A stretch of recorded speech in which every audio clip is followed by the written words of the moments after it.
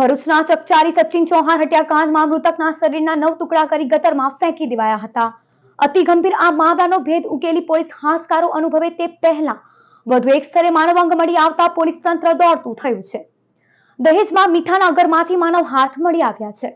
ભરૂચમાં સચિન ચૌહાણની ચોંકાવનારા હત્યાકાંડ બાદ મંગળવારના રોજ દહેજમાંથી માનવ અંગ મળી આવતા ચકચાર મચી ગઈ છે. દહેજ પોલીસે મીઠાના અગરમાંથી હાથ મળી આવ્યો છે. ઘણા સમયથી લાપતા જેસીબી ડ્રાઈવર રોહિત સિંહના આ અંગ હોવાની શંકાના આધારે પોલીસે તપાસ આગળ વધારી છે. જો કે મૃતદેહના અન્ય અંગ હજુ મળ્યા ન હોવાથી મૃતકની ઓળખ અને મૃત્યુનું કારણ જાણી શકાયું નથી. આ અગાઉ ભરૂચના સચિન ચૌહાણ નામના યુવકની તેના જ ખાસ મિત્ર શૈલેન્દ્રસિંહ ચૌહાણે હત્યા કરી તેની લાશના 9 ટુકડા કરી માનવ અંગો ભોલાવ જેડીસીની ગટરમાં ફેંકી દીધા હતા. ઘટના અંગેની જાણ થતાં જ દહેજ પોલીસ મથકનો સ્ટાફ તાત્કાલિક સ્થળ પર પહોંચી માનવ અંગોને તબીબી પરીક્ષણ માટે મોકલી આપવામાં આવ્યા છે.